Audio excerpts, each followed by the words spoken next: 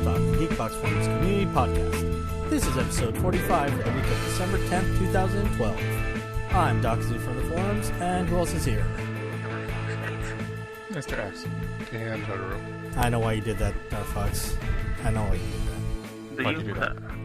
Because I'm not sure why I did that. Oh, you know why you did that. I think Dakazu knows you better than you know yourself. What does this say? Like the trailer for the game or for... I don't know. How are you guys doing? Let's move on. Are you guys doing alright today? Sure. Yes. I got pizza in my belly. No comment. What? I got pizza in my belly. I ate pizza today. Oh, Oh, pizza. Okay. Oh, you thought you meant penis? Do you know the song Yummy, Yummy, Yummy, I Got Love in My Tummy? It's about what you probably think it's about now. Nice. I meant pizza. I'm sorry for taking it to such a blue place so early on. I don't know You're what's so going blue. on. I don't even know why I asked how is it going, because technically we've been hanging out in Mumble for like a while before this. Yeah, that'd be a weird thing to say to someone in the middle of a conversation. I don't know. It's for the recording, I guess. I think you're letting the audience know too much. Hint, hint, wink, wink. Let's start off with this trailer that we just watched, X. Oblivion? Yes. I didn't even know about this until you're like, hey, watch this. I was like, alright. The Elder Scrolls 4 Oblivion. I was going to say, this is... I'm disappointed that they didn't do, Arena or Daggerfall first. Even though I've not played any of the other ones, but I know it's like, start at the damn beginning, people. Well, Daggerfall is supposed to be like one of the biggest game worlds of all time, right? I think it's supposed to be the biggest game world of all time. Yeah, that's what I thought. But no, we're talking about this Oblivion movie starring Tom Cruise. And directed by the Tron Legacy director. And it's not based on the game at all. Yeah, I don't know that it's... There's like no fiction that this reminds me of that I'm like even tangentially connected to or aware of. I believe it's based on a graphic novel by the same name. And from the director. Wait, the director wrote the graphic novel? I think so. That's interesting. Didn't you think it was a little... Like, it's another case of these trailers giving away too much? I just mentioned it after we saw it. Well, to me, there's like... If I'm gonna kind of shift to like another Tom Cruise movie real quick, but if you've watched like the previews for this Jack Reacher movie, like the first preview that they put out, like told you absolutely nothing about the movie, and then when they watched this, and then when they put out this new one where it's like the military intrigue thing, then they finally are talking about what it's about. What it's actually about. Yeah. So he's called Jack Reacher in that Jack Reacher movie, and this movie he's called Jack Harper. Isn't he always Jack in something? I don't know. Seems I don't like this name Jack like at all. What do you think of Jack on Lost? I don't know. It's just like for science fiction. Like, can we come up with something better? I think Jake is better. You would. Gee, I wonder why. It's just how I feel. But I understand what you're saying, Totoro. You don't want a situation like we talked about last week with Brave, how the trailer has nothing to do with what the actual plot is. Yeah. I mean, give me a little bit of the beginning of the movie and just, just whet my appetite. And this, they basically spell out everything. Yeah, that's they give the part that I'm talking backstory about. and then what happens. Yeah, like you're gonna be watching at the beginning of the movie, but if you've seen the trailer, you're gonna be like, "Well, I know what's gonna happen." So basically, the we planet don't know Earth was even more stuff. Sorry. Well, yeah, I don't maybe know. not. Well, it's based on a graphic novel, so you could go read it. Yeah, I guess. But the trailer does seem to give away too much. Sorry, X, go on with. Yeah, Earth was invaded by aliens or something and was destroyed, kinda, or taken over. And then humans had to evacuate, but there's drones left, and he takes care of the drones. Does that seem right? Yeah, that's what they said. These drones are probably cleaning up Earth or deradiating or something. The poster, it looks kind of cool. Like buildings that are just in ruins, but then there's like a waterfall coming off of them. It kind of reminds me of like Dark Knight Rises. Well, yeah, it's a movie with a guy with the back to you looking at stuff. And Star Trek Into Darkness. Yeah. Oh yeah, we can. Do you want to talk about that trailer too? Because they have a trailer for it. Oh, didn't you have the weren't trailer? here yesterday when we were in Mumble and we all watched it. Now you ask. Oh, okay. Oh no, there's a trailer. Oh, you should watch it. It's interesting. Don't watch the extended version. Watch the extended version. I don't know. Don't. So the Totoro. So the trailer for Star Trek Into Darkness. It's kind of generic in that you just see like these images and you hear like the villain talking like in a hushed tones to like the main character, telling him that, oh, you're in trouble now. I'm the villain and I'm gonna take revenge. Just why don't you guys talk about Oblivion here for a minute, and I'll be right back. Well, the trailer is only Watch like it a live. minute long. It's a teaser. This is a riveting radio. It's all this. Yeah. Yeah, Well, okay. We should close off Oblivion. No, we're not gonna do this. Yeah, Oblivion. I mean, Okay, here did we it go. show any of the like the aliens? They showed briefly I saw like a glowing hand. eyes. And No, hands? but okay. Can we just say like spoilers for? I guess even spoilers for trailers, or do people care? Okay, here Do I we even go. need to say that? No, you don't have to give a spoiler warning for a trailer.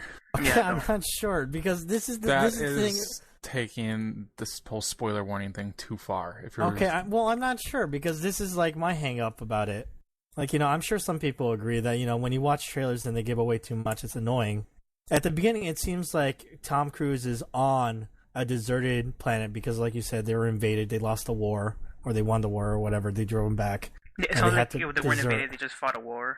Yeah, but and they at had the to final desert. fuck you, the enemies blew up Earth. Yeah, it messed up Earth, and they had to abandon it.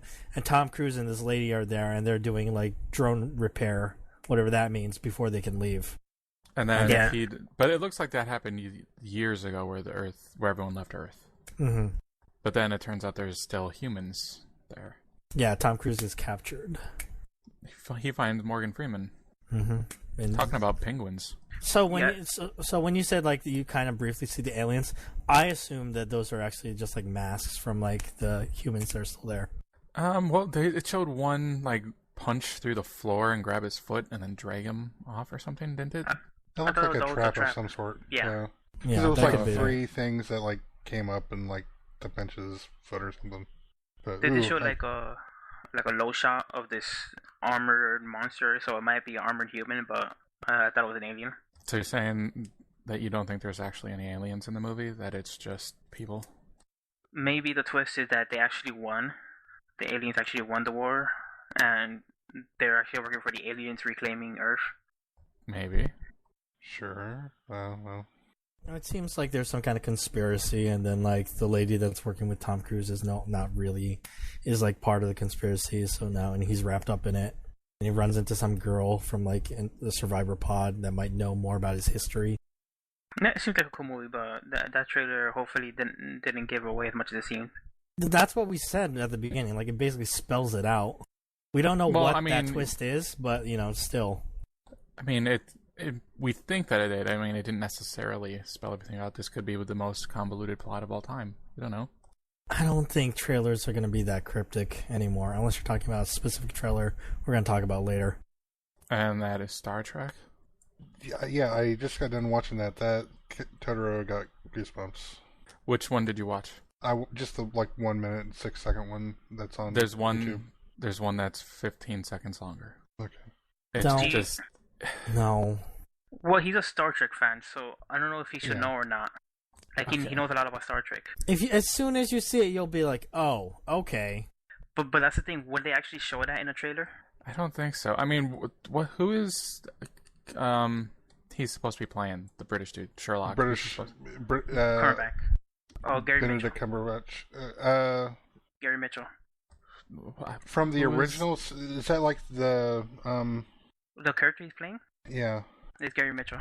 From No, the I'm original trying to. series. Yeah, I'm trying to think on the original series. Is that the guy who like gets all the major superpowers and like takes the? Yes, he becomes Okay. That's like the second or third episode of the series. Yeah, it's early on. It's very early. It's the first season, very early on. Yeah. Fun fact: the guy who, if it's the same one that I'm thinking of, he played the actor in the original series who did that was the same actor who played Frank Poole in 2001: A Space Odyssey. Cool. But if that's who he's playing, then the last scene in the extended trailer is kind Well, of confusing. So Totoro, are you interested in knowing what the extended trailer shows. That it might be a spoiler for the end of the movie, but we really don't know. It might just be a teaser.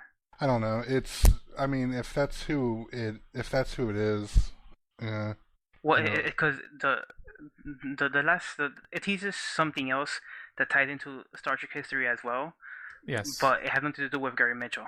And when you see it, you know exactly what it is, and you're like, wait, is this about Gary Mitchell? Is this about something else? So well, just so long as it's not like, you know, they show the Botany Bay or something like that. Do they show the Botany Bay? I would say it's just as bad. No, it's worse. The reason why spoilers for this. What is it? It's because at the end it shows Kirk, and it says, "What would you do for your family?" or something like that, for your best friends. And then it shows someone putting a hand up to a glass and someone putting someone the in hand up to a the blue glass. shirt putting the hand up to the glass. So it seems like it's Spock's death scene from Wrath of Khan. Right. Yeah. Which is why I was asking who's British guy is playing, because if he was playing Khan, that might make sense. Then it's straight up Wrath of Khan. It says it's rumored that he is Khan on IMDb. So you remember how Nolan would base his Batman films on like 2 or 3 comics? This could be something similar. But it's an original story pulling on different established Star Trek lore.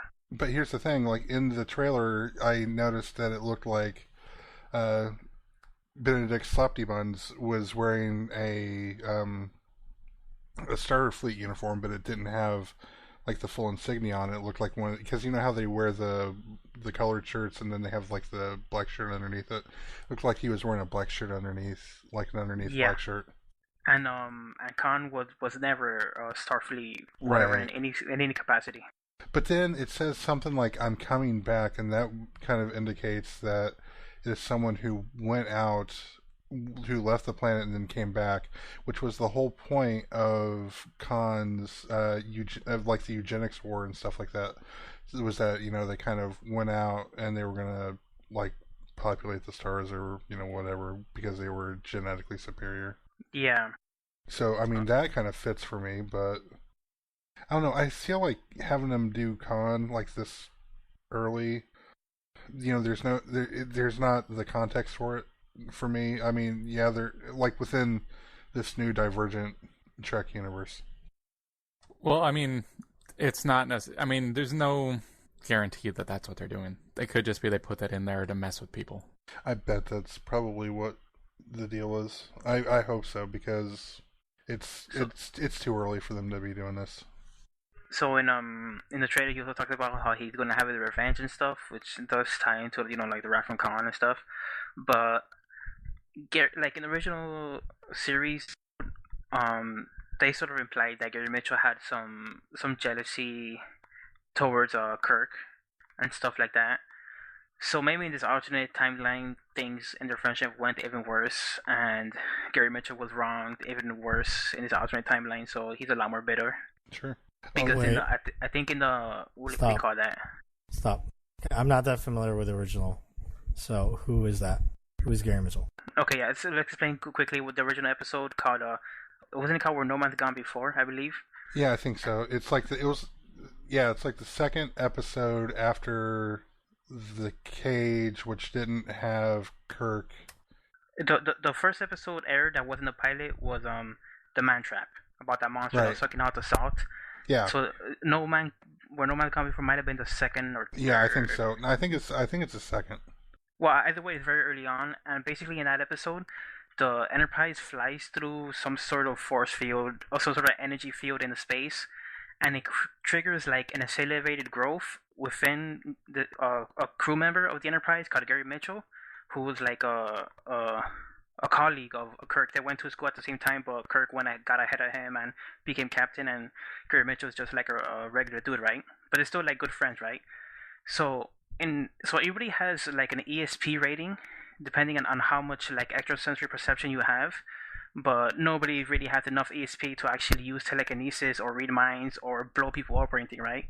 But this force field or energy field somehow mutated Gary Mitchell and made his ESP quotient like fly through the roof, and suddenly he was Tetsuo from Akira.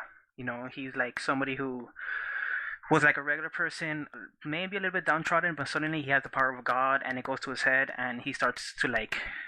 I don't think he murders anybody. Maybe he does in the episode, but he becomes a bad guy, right? Just like Tetsuo and Akira. Yeah.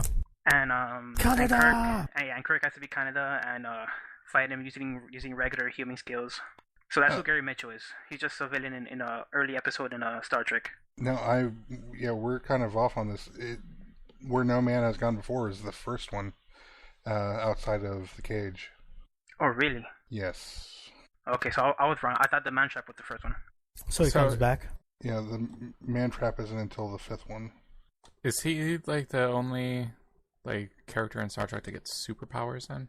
No, it's a common thing in Star Trek for the crew to fight some sort of super powerful omnipotent force. You know, in TNG there's Q, and TOS there's Trenolin. They have to fight like this entity with godlike powers, and they usually find a way to beat him using logic or tricking the beast.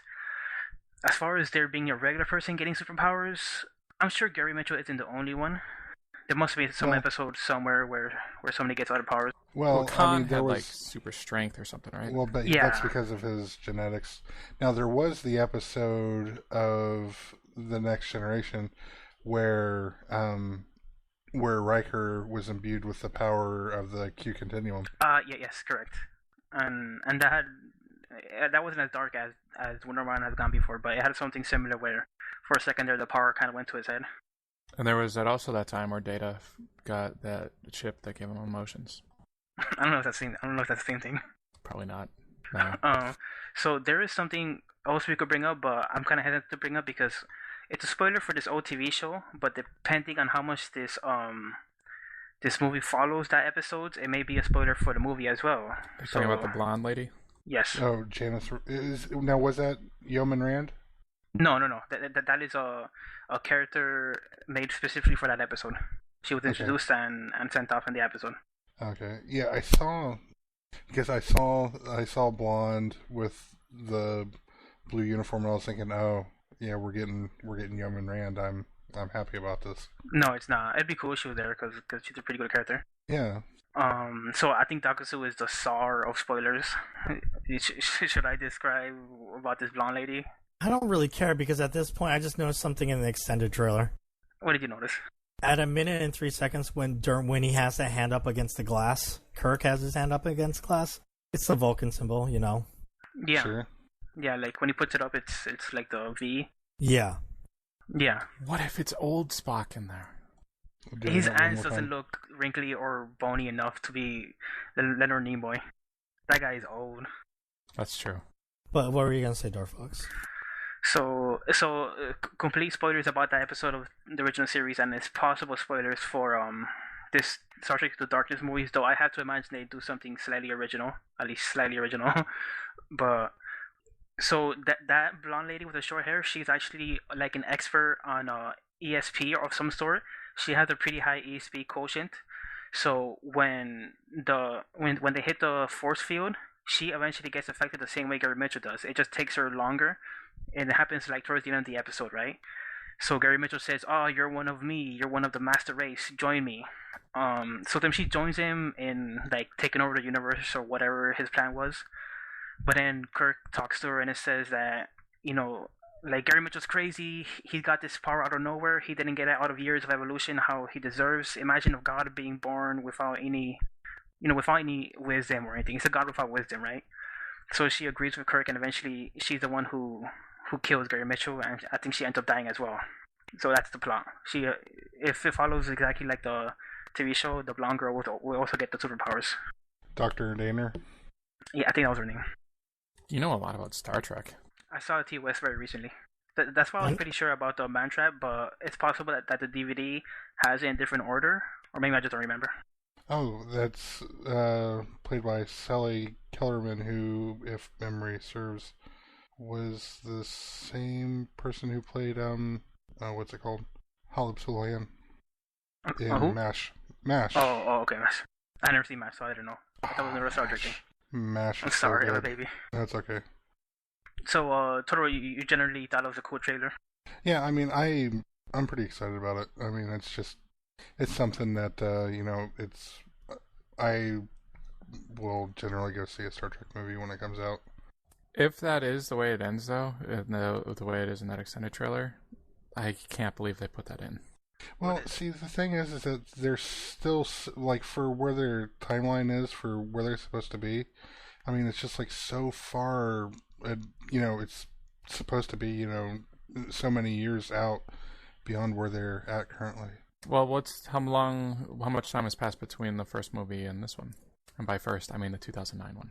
They say that some time has passed in that this crew has had a few adventures with each other, but they make sure to say that, like, they're still a relatively fresh crew. They don't know each other by the back of their hands like they do, like, by the time the Wrath of Khan comes around. But there's no way that J.J. Abrams would let that go. He's so secretive with his stuff. That's a good point, but the thing is that what's important to know is that the extended cut isn't like necessarily an extended cut from the American trailer. It is, but it's actually just the Japanese trailer. The trailer that aired in Japan was that version. So maybe Japan is a lot more different about spoilers, and they don't care about spoilers. But J.J. Abrams would know that it would go on the internet, and then everybody would see it. I don't think he would allow it. He's super protective about his stuff. Yeah, I hope that's the case. Well, and he's also, a master of misdirection. I mean, he probably... The fact that we're sitting here and we've dedicated how much time to this would probably just make him so happy. Not necessarily us in specific, but, just people in general, speculating on it and going down a certain road, and it'll probably wind up, being something completely different. I hope so. That would be smart. I think that would be great. Yeah. It is slightly disappointing because The Wrath of Khan is such a cool movie. You think it deserved, like, its own type of homage instead of, like, getting shoved into, like, this other story. Well, but you have to have Space Seed first. And they have to meet Khan. Yeah, exactly. Yeah. The episode where they meet him is called Space Seed, like Totoro said. And, like Totoro said, X, keep up, God. You don't know nothing about Star Trek. I can't know the name of the episode. Jeez. And Space Seed is a pretty cool episode in by itself, but obviously, like, it's super cool because it sets up the Wrath of Khan eventually. They just drop Khan off on a planet, right? Yeah. SETI Alpha... And his people. Oh god, I can't remember. SETI Alpha 5?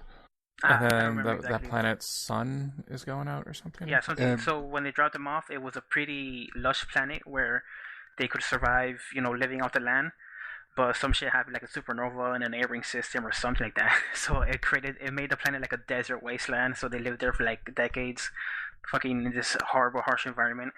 That's why he was so vengeful and angry. And then they captured Sulu? No, it was Chekhov and his captain, which is like this black guy. Captain Totoro. I thought he was the captain. No, he was a science officer or a second officer. He was pretty high up. We've been talking about Star Trek for a while. I think we can move on. We significantly covered everything. So I like The City on the Edge of Forever. Well, would you guys like some breaking news? What type of breaking news? Kevin Smith, about an hour ago, announced that he's writing Clerks 3. And it's going to be his last movie that he's going to do as writer-director. Is that true? That's true. Weird.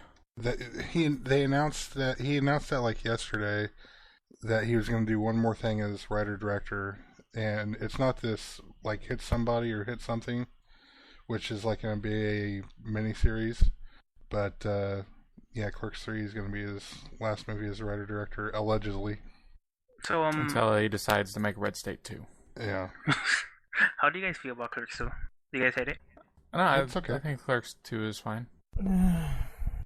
I guess Dakazu really likes it. I was a huge fan of the Jersey trilogy growing up. I was living over in New Jersey like during college times for like going to college, and I've been over to Jane Silent Bob's Secret Stash. I got a picture with Walt Flanagan, in case you nerds know who that is. If you watch Comic Book Men, you do. Mm-hmm. And you know what? It feels like Kevin Smith has kind of peaked at like Jay and Silent Bob Strike Back. That was kind of like his fun, act silly, do as much fun stuff as he can, and then like it's just kind of dropped off. When Clerks 2 came out, I thought it was good, but I was like kind of rehashing a lot of shit here. I think I like Dogma most of all his movies. Dogma is probably his best movie. A lot of people might argue that Chasing Amy is his most critically acclaimed, but I think personally Dogma he did the best job on. I think the funniest one is Mallrats. That's my personal favorite. Yeah, a lot of people like Mallrats, and that's really high up there. My favorite like top 3 movies of all time is still like within there is Clerks. I just love that fucking like cancer merchant scene. Oh God, funny. It's so good. Have you ever like gone back and watched that and actually looked at how many like different characters Walt Flanagan plays? Yeah, he plays like 6 different people. It's awesome. He plays the guidance counselor. He plays the guy with guidance counselor with X. He plays the guy who was like gets really offended. He also he's like pack of smokes at the very end of the cancer merchant scene. I don't know, X. Announcement of Clerks 3. This is his last director writing thing. I think he should have stopped before he made Red State. Well, I think that coming back to something that he knows a lot better, instead of trying to make something that's a political commentary, he will probably do it'll be fine. What if he tries to make it a political commentary though? Well, so is he gonna still direct? Is he still gonna write? Probably. Well, if it's his last job as a writer / director, I would assume so. Or maybe this is him being done with the View universe. I'm gonna look at his movies after Jay and Silent Bob. I kind of like how Clerks 2 ends. If you could spoil that, I don't know if. The fact that they wind up owning the Quick Stop. Yeah, and the video store. Yeah, because they say, oh, we're gonna buy it, and they're excited about it, and then at the end they buy it, the camera kind of pans back, and it turns black and white like the original Clerks, and it sort of dawns on you and them that like, yeah, they did something on their own, but they're still just gonna be working at the fucking like quickie stop. Yeah, but that was such a good way. Like I said, it was kind of annoying when they rehashed some of his old stuff, but at least he like rounded it out. He was like, "What? We had these characters this many years ago, and then when you're looking at what happens when it's this many years and things haven't changed, what these characters go through." And I thought that was legitimate. It's all right. And the milkmaid was still there. Mm-hmm. Let's see. After Jay and Silent Bob, he did Jersey Girl. No good. Then he did Clerks 2. That was okay. Something called Reaper, a TV series. Zach and Mary Make a Porno, which actually I thought was alright. Yeah, that was good. I mean, Seth Rogen's funny. And then he did Cop Out, which I didn't saw, but I heard was terrible. That was awful. And then Red State. So it sounds like whenever he's working exceptionally blue, he's fine. Or Not Hollywood. Yeah. Yeah, when he makes the kind of movies that he knows how to make, then he's fine. If Jeff Anderson is in the movie, it's going to be fine. So yeah, Clerks 3. I mean, like you guys said, it sounds like it'd be in his wheelhouse, so I guess potential to be very good. Potential. Maybe. I don't know. This is completely unrelated, but did you know Valve is making their next-gen next-gen engine? Yeah, I think it's been announced. Like Source 2 or whatever. Wait, Source 3? They announced it confirmed for release? He just said he was going to reiterate that they're working on their next generation engine, which he said will work with next generation consoles. Yeah, I know that they announced that, it seemed like a month or two ago. Because people have been speculating, because I fucking hope they've been doing something right. But I guess it's cool that it's finally official. Well, the whole purpose of Source was that it was scalable, and they wouldn't need to make a new engine. But it was scalable up to like a point, it scaled a lot. Yeah. At a certain point, it's been around for 10 years. That's 2004. They got a lot of mileage out of it. If they do that again, that'd be great Portal for them. 2 looks really good. Yeah, it does. You look at Half-Life 2 and then you look at Portal 2, it's like fucking night and day. I would say Portal 2 will compete with any current gen game there is. Right, so they've extended it. They may have extended it out as much as they can, and they want to go back and rework some things. I mean, that's like anytime you develop something.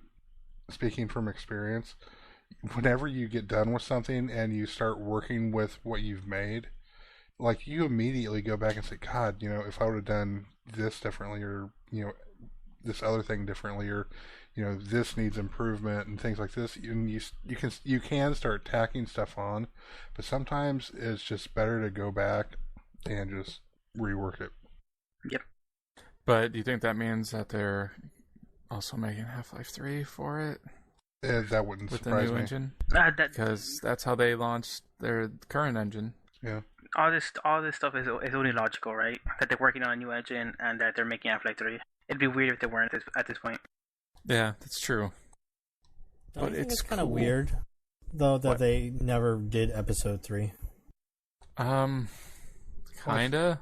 I think at a certain point it was just that, hey, we've got to, this doing episodic content the way they were intending was not going to work. So rather than continually, push things out that were going to be, late or not, really episodic. It's still just based on the content of, how episode 2 ends. You guys all know, right? Yeah. Yeah. Like a cliffhanger-ish. Yeah. It would be really weird now if they released episode 3 and not just Half-Life 3. Yeah, they saw the way like the sound was shifting underneath them. They knew how long it was going to take them to do episode 3, so they said, "Fuck it." I thought they always said that once episode 3 comes out, that would have essentially been Half-Life 3. Yeah, all the episodes together. Mm-hmm. But they said that early on, right? But as they were making episode 1, it became bigger than they were expecting it to be, and episode 2 became even more bigger than they expected it to be. It wasn't the plan for each episode to be done in 6 months or something. Yeah, it was crazy. Looking back to it, it was kind of sad how pie in the sky it was. I mean, Telltale is really the only developer that gets episodic right. And I think it's because of their medium, right? It's their adventure game medium. Yeah, it's completely different works games. well with not having to work on too many assets for probably a lot of art assets, but not so many assets about game engines and mechanics and stuff like that working. And setting up different gameplay scenarios and everything, and balancing it and testing it. But the VGAs were last night. Speaking of Walking Dead. Speaking of a lot of things that we've been talking about, you know what? In these moments, I really appreciate our Mumble server, not just for our podcast, but also because we all got together last night. We're on Mumble. We're all watching the VGAs together, streaming. Some of us were playing some Ticket to Ride at the same time, and that was a lot of fun too.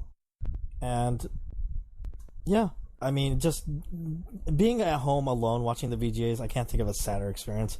But when you actually have a group of people that you always talk to about video games and stuff like that, it just makes it a much more enjoyable experience.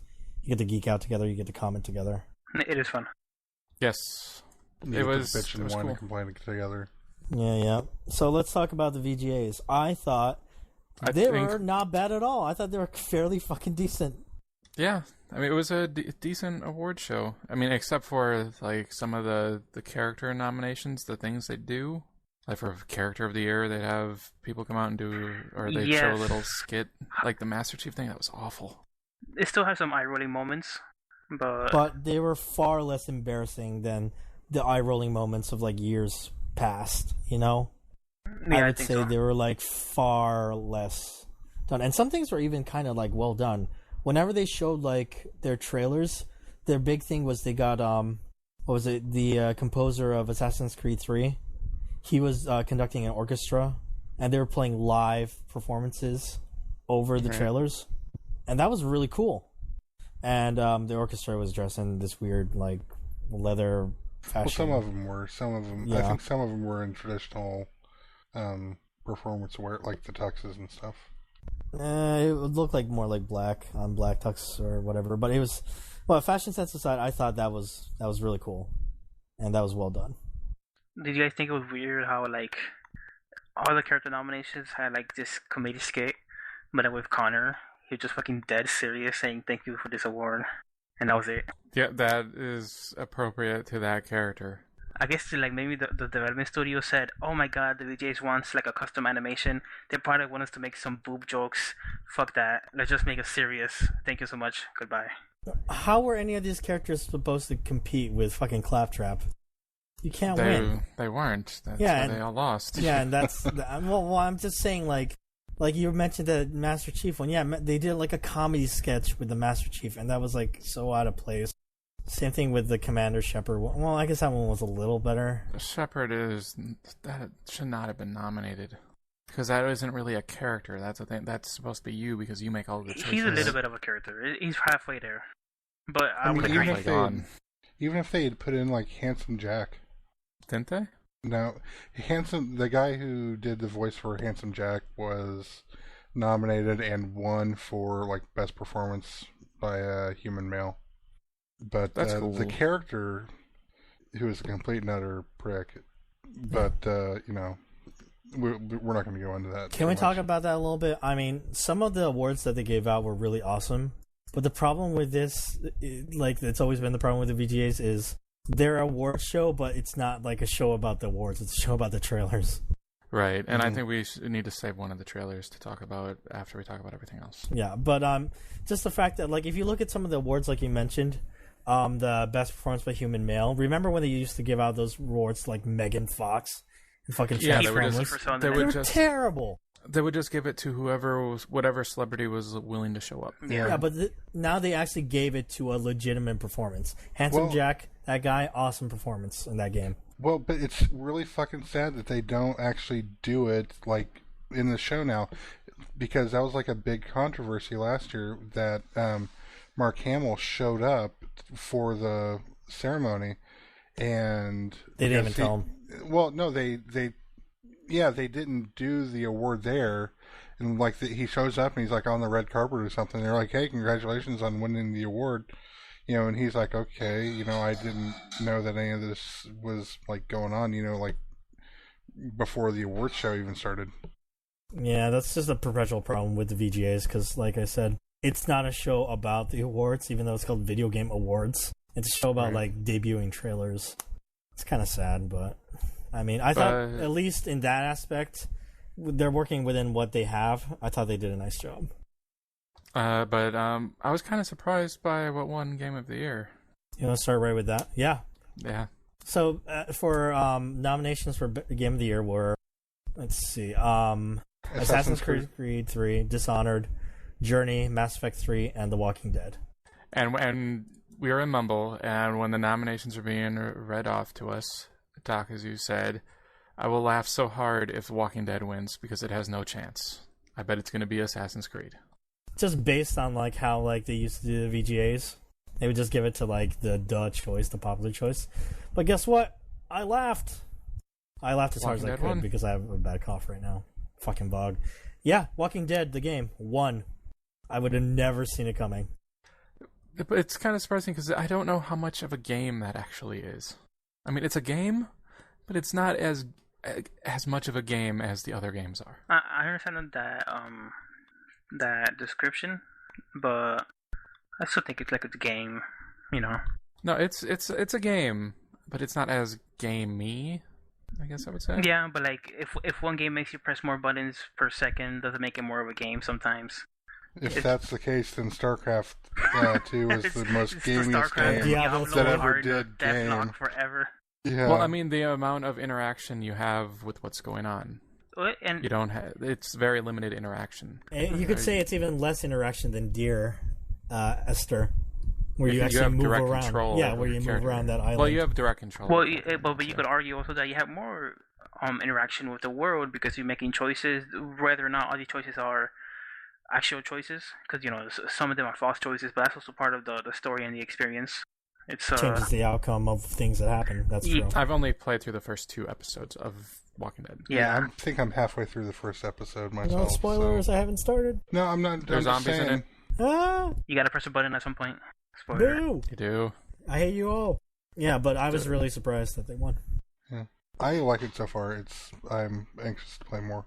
It gets intense even in the first 2 episodes. I hear it gets even more fucking intense later on. They also won Best Downloadable Game. Yeah, they beat Journey, which was also nominated for Game of the Year and Best Downloadable Game. Yeah, but Journey won Best Independent Game and then Best PS3 Game. Which is weird. Does anyone else find it weird? Like, I kind of figured that Borderlands 2, with all the other nominations that it got, that it would have at least been nominated. For Game of the Year? For Game of the Year, yeah. Yeah, you would have thought, but no. You would have thought, but you would have been wrong. I'm looking at this best Xbox 360 and best PS3 game, but there's like They're no. all the same? Yeah, there's no. Wait, is Journey only PS3? Yeah. So like, there's only 2 choices. Yeah, there's only so 2. dumb. Well, I mean, a only multi-platform 2 game could have exclusives. won both. I think it has in the past. Well, no, I Yeah. don't think it's ever won both, but Left 4 Dead 2 won best 360 game of the year came out.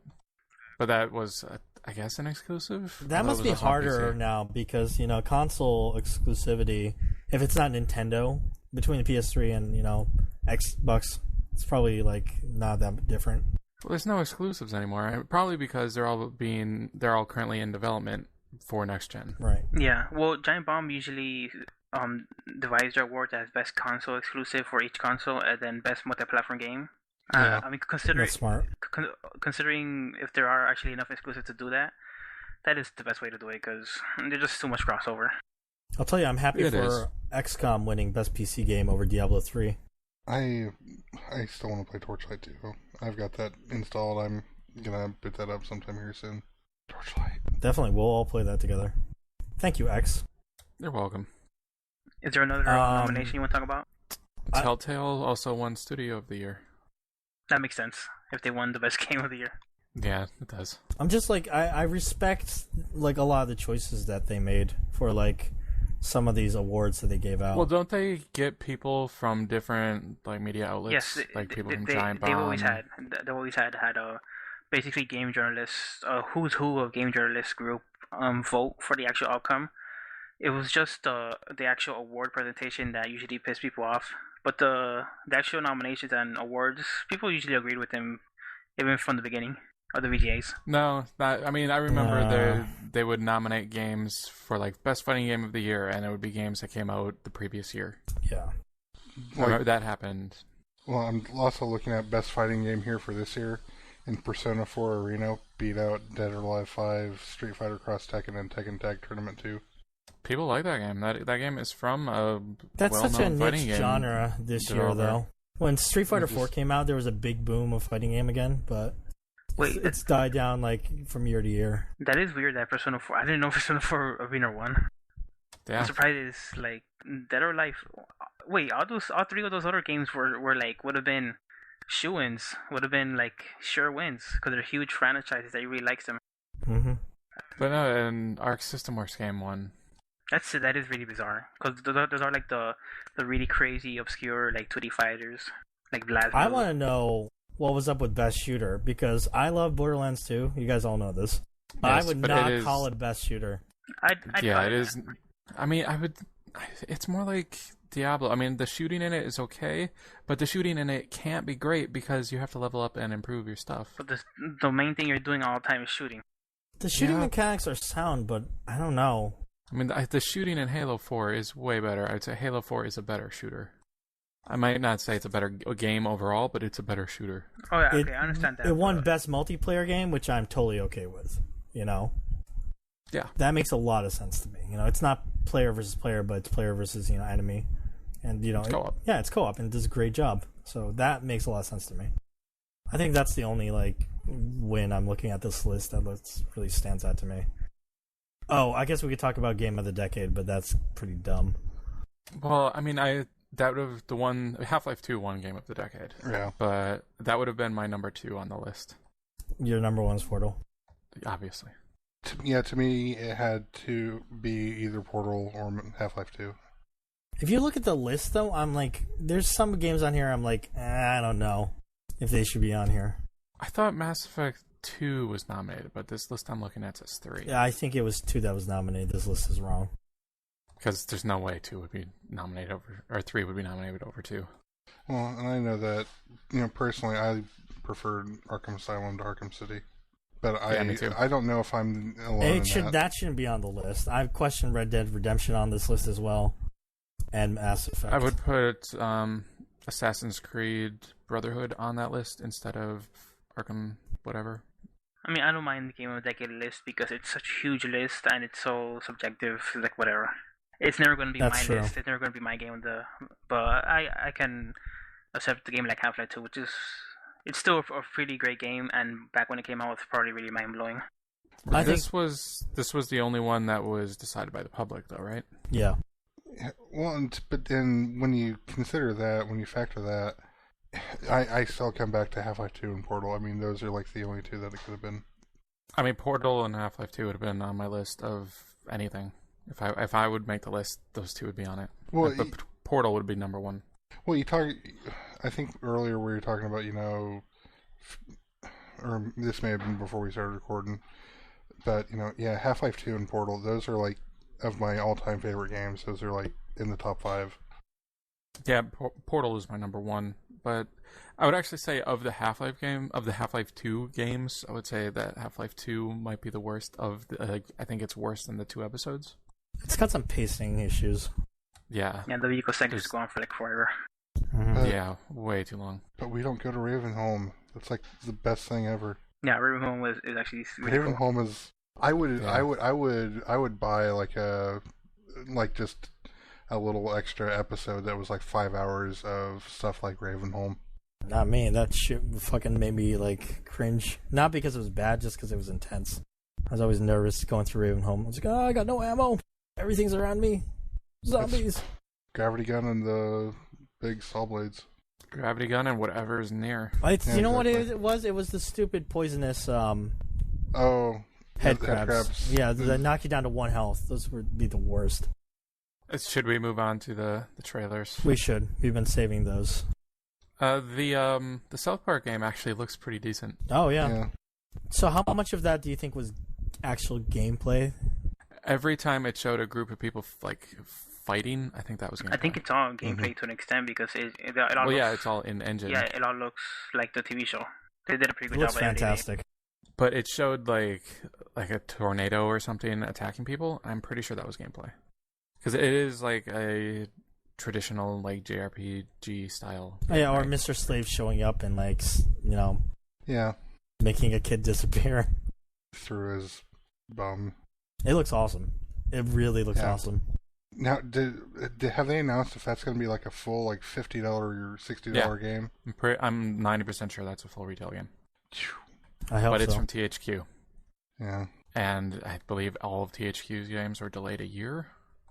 That's just a requirement. So, yeah, not sure when that's coming out. No, but I'm looking forward to that. I am sure when something else is coming out. Wait, before we move on, is that THQ Humble Bundle finally over? I'm not sure. If it's not over, people should get that ASAP. Yeah, definitely. It is not over. It ends in 3 days. Oh. I may have to get that just so I can get Darksiders. Yeah, I picked that up so I could get the Saints Row and Darksiders. And a bonus game was added, like I thought would happen, and that bonus game is Titan Quest. Awesome! Shut up, Totes. I'm going to have this argument with you.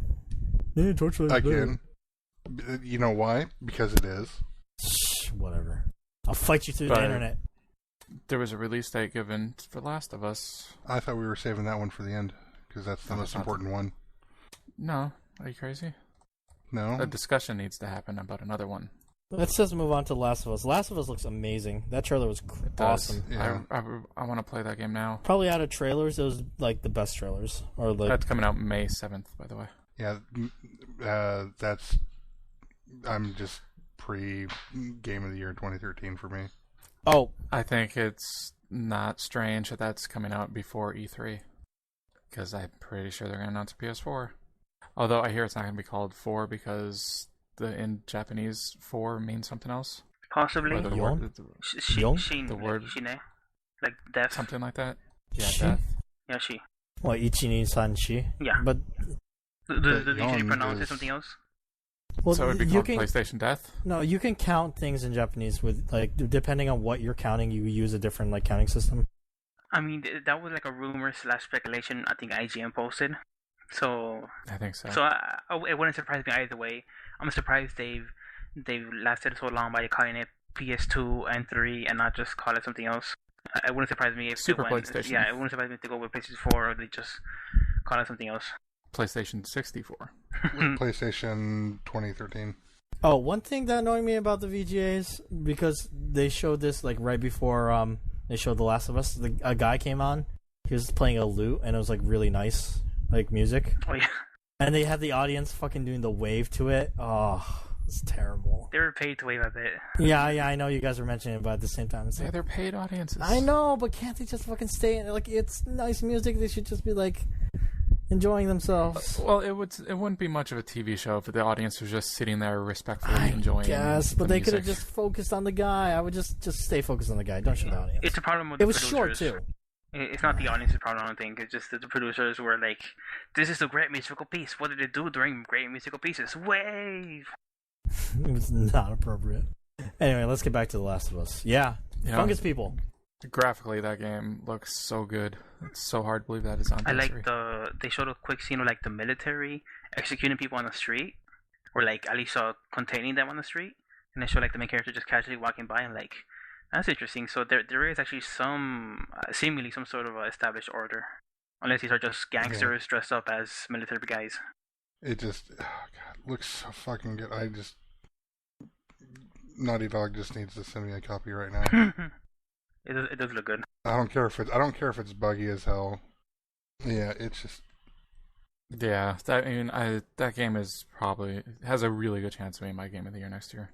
I mean, it looks kind of like how I would expect, a AAA Walking Dead game, even though they've got that other Walking Dead game coming out. Yep, and that could be cool. Yeah, but this Maybe. I think will be better. Definitely. It's just, yeah, please. There was also the Gears of War trailer, but I don't think we need to talk about that. That just looked like Gears of War. Yeah. But the BioShock Infinite trailer looked pretty cool because it was all gameplay. I saw some people complaining about it that looked bad, like bad frame rate and stuff. And maybe it's the stream I was looking at, but it didn't. It looked really smooth to me. I don't know. Yeah, it looked fine to me. And Yeah, I know also it looked cool, like the gameplay. Yeah, I played a little bit of the first BioShock. Couldn't get into it. I didn't play any of like BioShock 2, but I look at this and I don't know if it's just something about how this one is how it's being presented. In a floating city. Yeah, it seems like it might click a little bit more for me, so I think that I'm definitely going to give it a chance, like, maybe pick it up on like GameFly or something like that and try that out. The gameplay and it seems so fluid though, the way he was just like shooting out birds out of his hand and then shooting people with a shotgun and then ziplining around. Yeah. It just all seemed to work so well. Yeah, I just kind of feel surprised because it was a series that I kind of felt like I was going to write off as like something that, I understand other people like this, not for me. And this just actually piques my interest quite a bit. Well, because Bioshock Infinite, it's so bright and interesting looking. Bioshock 1, people say it had an interesting world, and maybe it did. But like, everywhere you turned, oh, it's dark and damp and wet. Oh, let's explore this side. It's dark and damp and wet. Oh, great. It's not a pleasant place to be, and I know it wasn't supposed to be, but this one just seems a lot more interesting, just visually. But yeah, I liked the trailer, but I hear other people didn't. Well, it's not that. I think like what they showed was good for gameplay, but as a trailer as a whole, it was just kind of mishmash. Well, it was just meant, I think, to be gameplay because they have barely shown any gameplay. Yeah, it looked like gameplay video number 3 or whatever. It's still a little sloppy from like transition. Cinematic. Yeah, the intro, it showed like the intro of the game and then like a boss encounter. I mean, the gameplay, like you guys mentioned, they showed looks great. Also, I don't want to get on my high horse, at least not yet, about cutscenes and Kojima, but Really? that cutscene was just a cutscene. You couldn't even control where you're looking at because he was touching her, using his hands to show a key. It's a cutscene with just one camera angle. Yes, it was. And which is fine. And the main character was talking. Yeah, and actually I like that. I'm done with silent protagonists, personally. They have a time and place, and it depends on the game. I don't like in these type of games that there's silent protagonists. It makes no sense. Well, in Portal, the silent protagonist makes sense because who would she be talking to? Yeah, I agree. That does actually make sense. And maybe, who knows, she could be a mule because she's a weird test subject. It doesn't really matter. True. But like for like an adventure, like Hollywood style big action thing, they gotta talk. Yeah. But yeah, if there was a game that could beat Last of Us for Game of the Year next year, it would probably be BioShock Infinite for me. I really like BioShock games, and BioShock 2 is free this month for PlayStation Yes, Plus. I'm actually playing through it again on hard to get a trophy. The PS3 never got Minerva's Den. It did. You could buy it. Unfortunately, that isn't for free. Okay. That would have been great if it was for free, but it's not. Minerva's Den is so good. Is that one of those games that you really need to play with a controller? BioShock? Yeah. No, you can play it probably with I a think it mouse works fine wheel. either way. Okay. Because I noticed sometimes that they put like the first and second one up for like dirt cheap on Steam. Yeah, they're like $5 all the time. Yeah, I didn't I know if didn't that realize was you never something played worth it. going. Well, yeah, I mean, I played through the first one, like I said, a little bit, and it didn't quite click. But I mean, it's something that I wouldn't mind, trying to pick up again, maybe, especially if it was only like a couple bucks. Do you know the story stuff? Because I would say like 60% of what makes that game good is the story stuff. I mean, I know about like the Ayn Rand kind of objectivist elements, but beyond that, I don't know.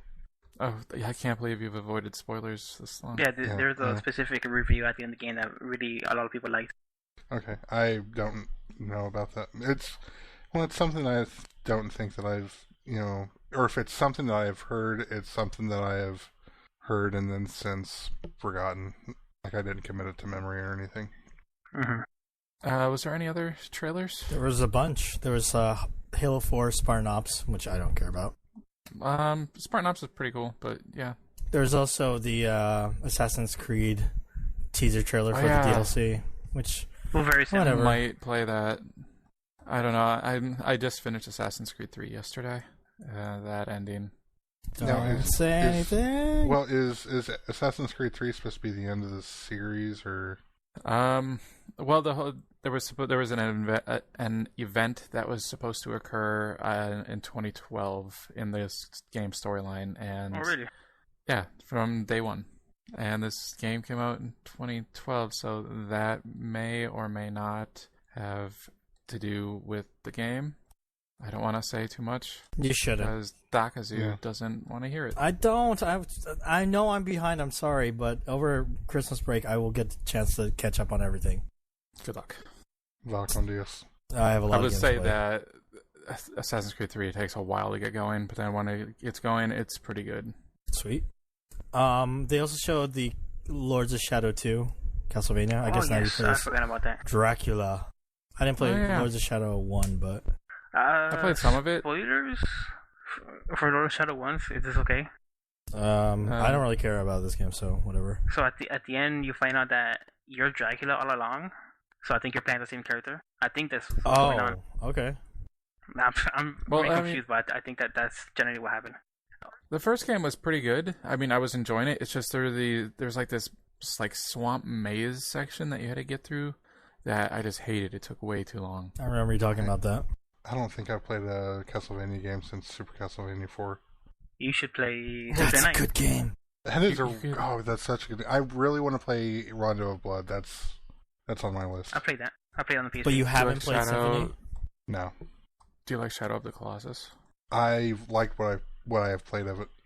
You might like this one. Then. Oh yeah, early on there were these bosses where you had to climb up on them and stuff. Yeah, it was just totally ripped off from Shadow of the Colossus. But, yeah. They also showed Gears of War Judgment. Looks like another Gears Yeah. of War game. Yeah. Yep. I think that just leaves one. Nope. You guys No? didn't say Dark Souls. Oh, yeah, but- Dark Souls 2, correct. Yeah. Yeah. The trailer that did not look like a Souls game because I think Snake, I forgot who said, like, maybe it's a Demon Souls sequel. Me and And X I was were watching like, it. Me and X were like, this is Dark Souls. Yeah, and Yeah, I was like, this is, and I was like, maybe it's Dragon Age 3. yeah, Well, I think no, Snake there said that.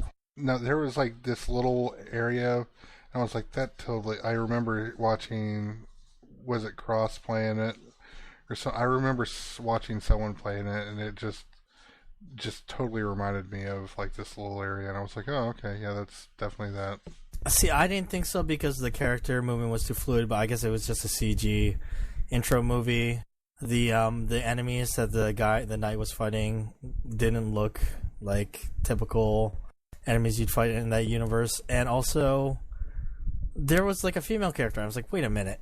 There's no fucking story in these games. This can't be a Souls game. And then at the end it says Dark Souls 2. It looked like Dark Souls to me because of the color palette and because the Knight guy looks exactly like the Knight guy in the cover of Demon Souls and Dark Souls. So, yeah. Yeah. I was like, this has to be Dark Souls. And yeah, there weren't enough crazy-ass monsters, you know? It looked like it had the same exact art style to me. the guy looked exactly the same, like the Knight with like the metal kind of spiky armor, sort of. I'm kind of surprised they announced a new one already. Well, have you heard what they said? They're saying that like it's gonna be more straightforward and less obtuse, and everybody's going like, "No, they're gonna ruin it." Yeah, Kevin said he was like, "Have you heard that it's gonna be like baby version of Dark Souls?"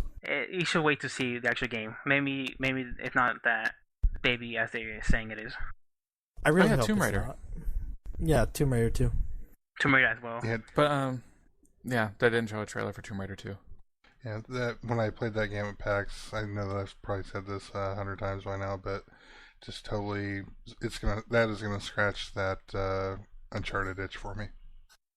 Yeah, but I don't know how much I want to support that developer after what they've been saying. I think that's been blown out of proportion. They're saying Maybe. some like boneheaded things about the girl character, right? It's gonna make you want to protect Yeah, her. they're saying like, oh, the point is that she's a girl and you want to protect her or something like that. It's just kind of weird and boneheaded things they shouldn't have said. Yeah, it does look like it's a really pretty game. I guess wait to see. You know, let's judge it when it comes out. Yep. Yes. Does that just leave one trailer now? Yeah. So this trailer was shown like kind of early on. Is it time for me to go ahead and take my break? Yeah, Yes, it's time for you to go drink a beer. I promise it won't take that You long, can- and I'll try to be as civilized as possible. But You can just sit and think about bacon for a bit. Bacon. Kevin Bacon. Sir Francis Bacon.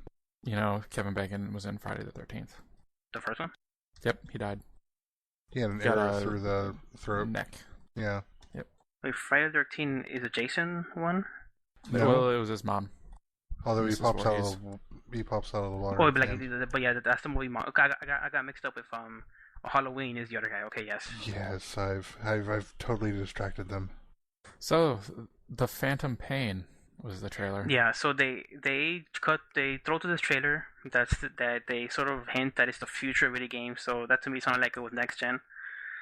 Yeah, and then they were saying, like, this is all real Yeah. time in-game footage. Yeah, so the trailer is very vague and mysterious, and it starts off with like first-person view of this guy in a hospital bed, and he's being woken up by like a doctor telling him that he's been in a coma for a very long time, and then next thing you know, like this character is still like in first-person view, is being helped up by this other patient with a bunch of bandages, and he tells him like, "Get up, soldier! Like this place is coming down in a few seconds." And then like the Yeah, his face is just wrapped in bandages. then the shit like And he's missing his left arm. It's been replaced with a prosthetic. yeah, limb the thing. main guy, the guy in the first person view, he's missing his left arm, and then like the shit goes crazy because like they start sneaking around, and then there's like these military. No, commando let's be guys. honest. They're not really sneaking around. This guy's hobbling and can barely move. I was like, wow, this sure looks like exciting gameplay of you barely moving. Well, the bandage guy in the face was sneaking around like crouched. The other guy was like barely alive and walking around or trying to move. Yeah, he was just stumbling all over the Yeah. place. And then the guy with his face wrapped in bandages was like pulling him under beds to hide him. Yeah, and yeah. stuff. So there's people are getting massacred in this yeah, Hospital? I was gonna say hotel. And it's Yeah, not a no, hotel. and then there's some weird like supernatural stuff going on. You see like these There's a fiery unicorn. yeah, later on first you see like this person engulfed in flame. Looks like there's some sort of a like telekinesis pyro stuff.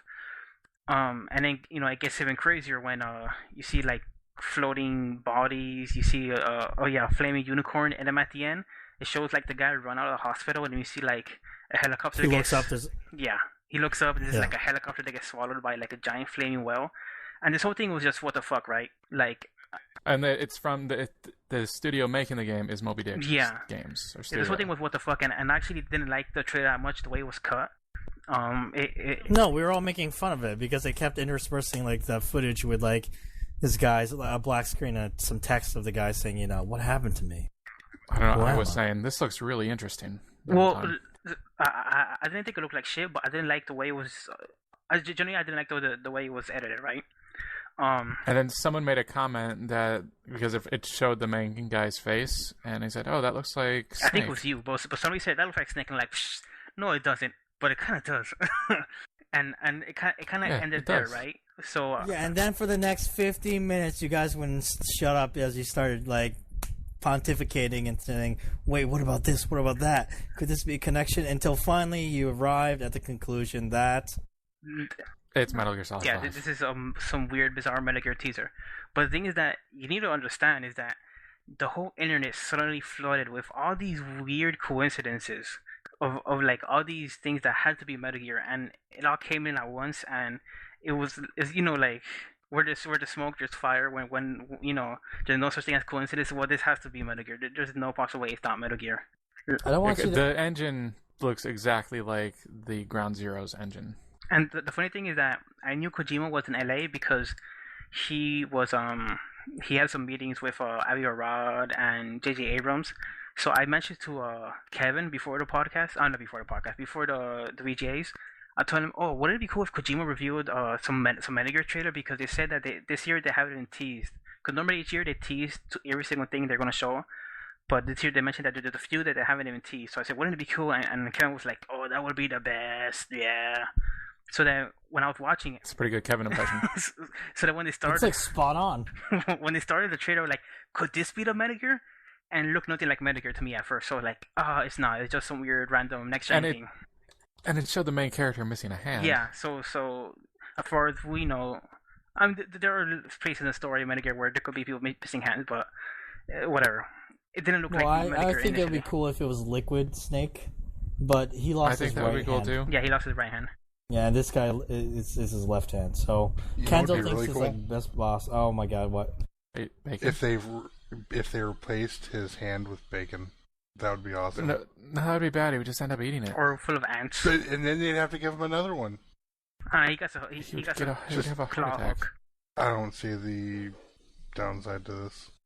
Well, I don't want to like rehash everything that you already listed in your thread that you made on the forums. Mm-hmm. On the thread, you point out like almost a lot of the things that are the coincidences, things that make sense, things that are in the trailer that actually look like they're like Characters from previous connected. Metal Gears. Yeah, connected with Metal Gear.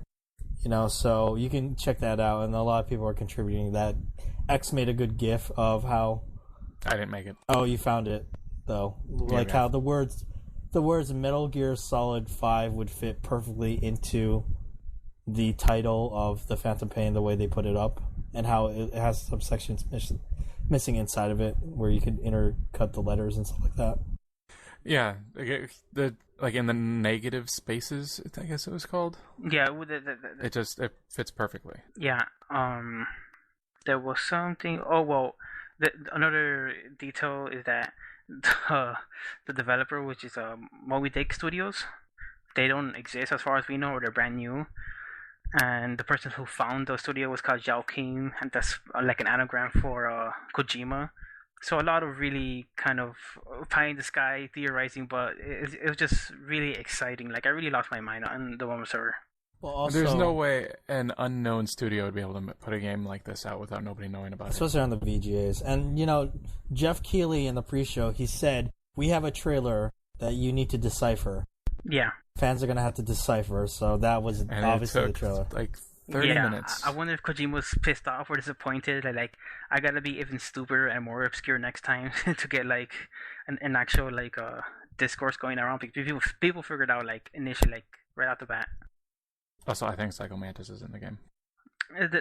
That's the thing. It's hard to tell who's and who's not into it because there's in the Metal Gear timeline there's a lot of spaces, a lot of blank spaces, but some things are concrete.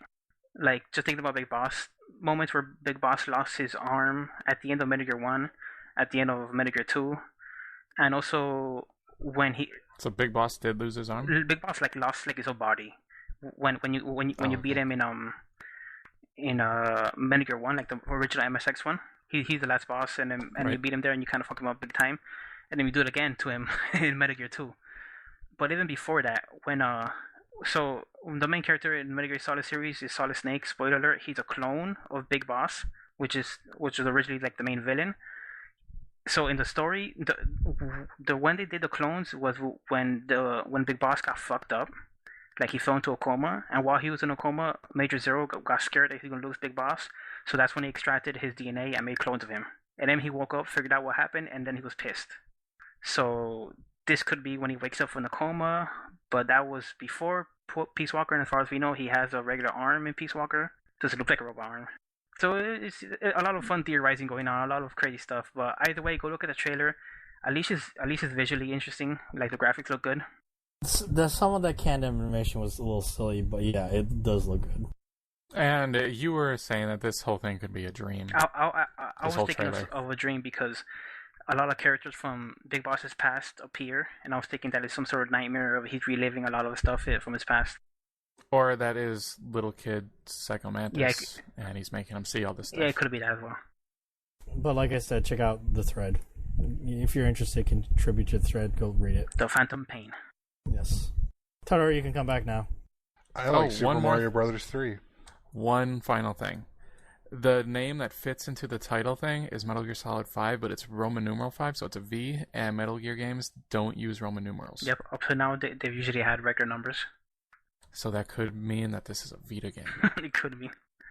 And that wraps up the VGAs, I think. Anything else? I think we should move on. Yeah, you guys didn't really give me a differing opinion when I was talking about like the quality of the VGAs, so I assume you agree with me. Yeah, it's better when you're watching it with a group. And that it's better decent, than it's been like in all years before. It's a decent award show. It's better than some. Do you want to talk about PlanetSide 2 real quick? Sure, we can talk about PlanetSide 2. We played some PlanetSide 2. Yeah, right before we start recording.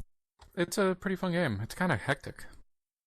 Like there's this big giant map, and then there's these control points. When you capture a control point, then your team, whatever faction you belong to, captures that point. But it never ends, so you're just constantly battling. Yeah, it's almost like MMO-ish in that sense, just like how freaking huge the servers are. They're like easily over 100 people servers. I think it's supposed to be like 2,000. We only played a little. We had some problems because when you boot up the game and you make your account and you make a character and you pick one of your factions, it just drops you right in and you're like, what do we do? Yeah, but it's really hard to find your squad. There's so much information on the screen and people's names are popping up and you're like, wait. And your squad can be on different islands. That's the thing, different continents. There are like 3 different maps. Basically, they're giant maps and they're called continents. And you fight like for territory control on those continents. And I think at the beginning, like Biggie and Kevin were on like a completely different continent. And somehow Biggie figured out how to come to our continent. It's just complex in a lot of ways. Yeah. I mean, and the gameplay, it's a really good looking game, and the gameplay seems okay. I mean, I tried flying one of those transport ships, and it ended badly.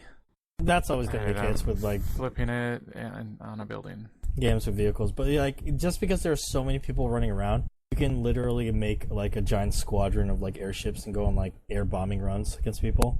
We were kind of hanging out with a group, and like all these tanks and vehicles were just kind of rolling into like base, and that was really exciting, Yeah, I actually wasn't really liking it all that much until Biggie started playing with us and was like, we should go capture that point so that our resources start coming back. Right, because at the beginning we were at the edge of, we were fighting off like another team that was invading us, and we're helping defend it. That's fine, but you're not really moving around. You're not really doing much. We're just fighting off waves of guys coming up and up.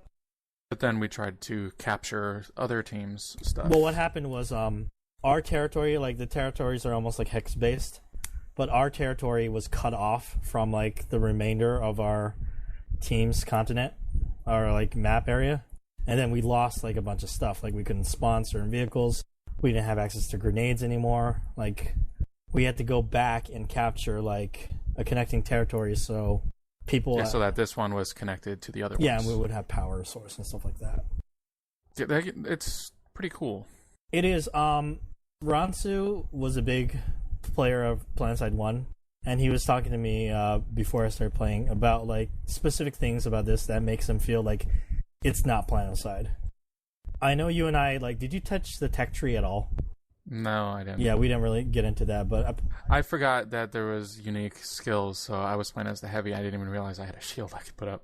yeah.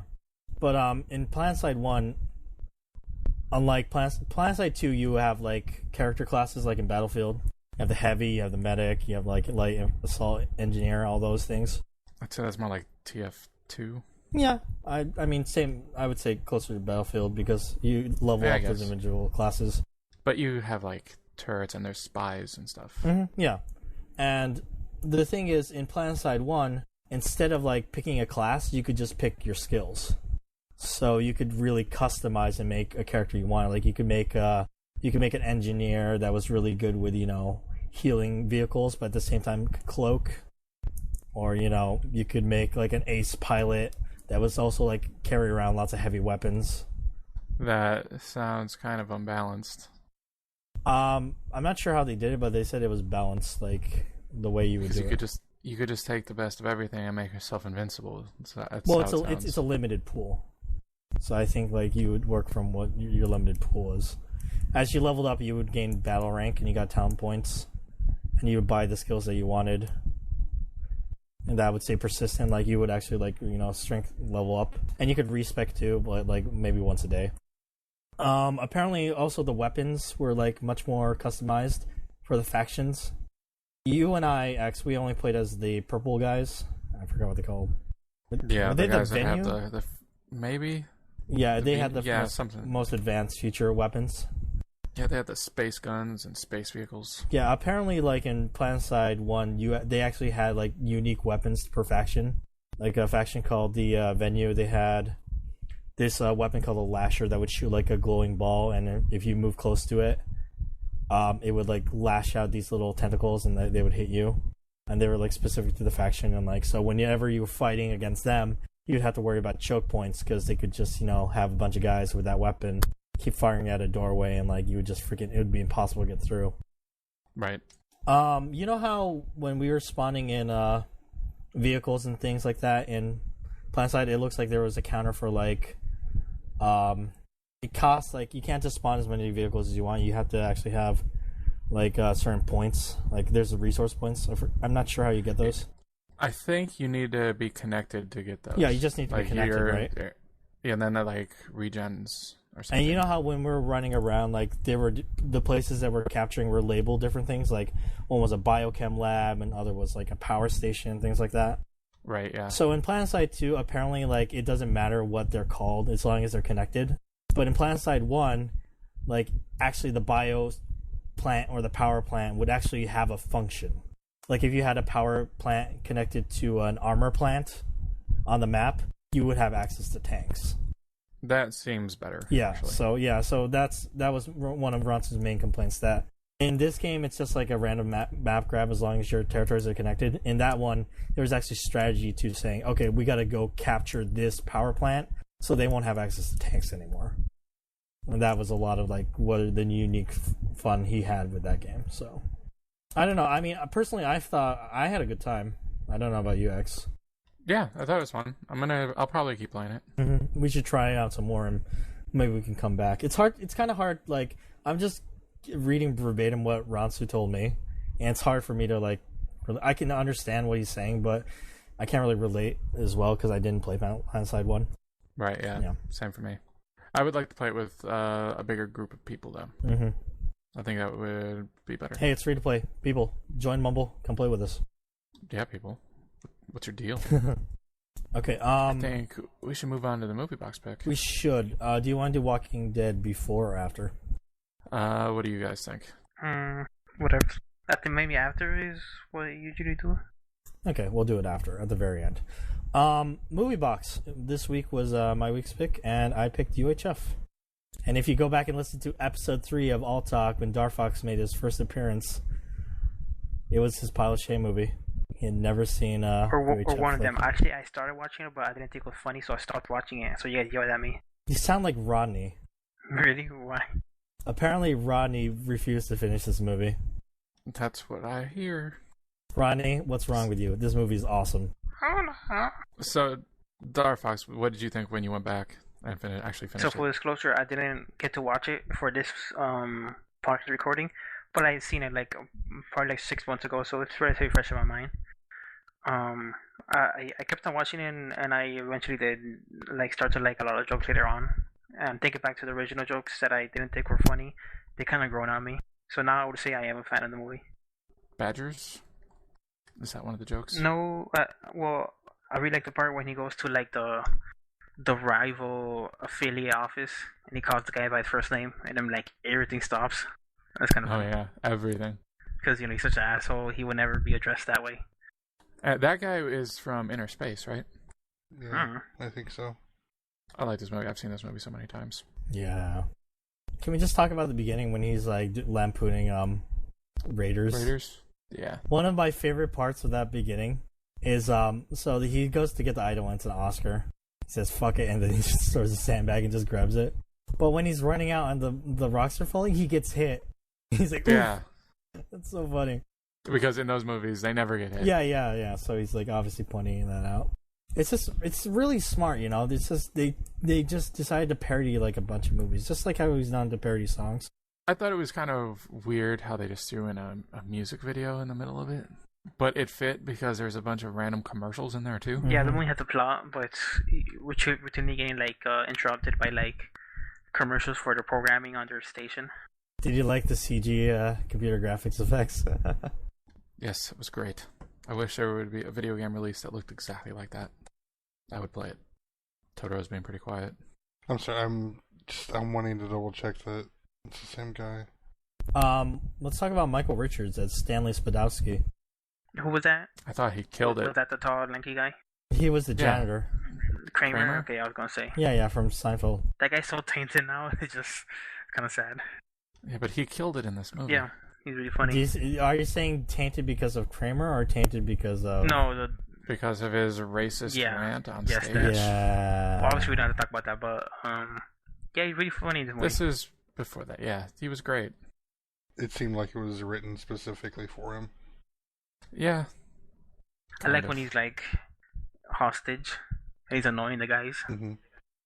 You guys don't like Bonanza? I like when he was trying to use his tongue to get the handkerchief off his face. Yeah. He just looked ridiculous. What about when he let the little kid drink from the fire hose? That's awesome. It was great. Just Like all this... the references in this movie. There's so many. It's just so much. Yeah, I mean, it's hard to go over all of them, and then it's so quotable too. Rambo, First Blood Part 2. Oh. So good. Everything just blows up as he screams. It's so funny. And then he opens the door to the place and just screams at him. I'm your worst nightmare. He did a pretty good Sylvester Stallone impression too. I thought Weird Al in general did a good job, you know, just acting. Wasn't this his only movie? Yeah. Well, it barely made their money back, and like one of the other problems with the movie was like it came out the same day as like I can't remember, but it was like one of the biggest like movie weekends of all time. Why didn't... Was it like going up against Last Crusade? Okay, within the month, this is according to the Wikipedia article, within the month prior and up to the release of UHF, bigger blockbuster movies like Ghostbusters 2, Honey, I Shrunk the Kids, Lethal Weapon 2, Batman, License to Kill, When Harry Met Sally, and Weekend at Bernie's were also released by studios. The draw of to these blockbuster movies is also attributable to the lower attendance of UHF's premiere.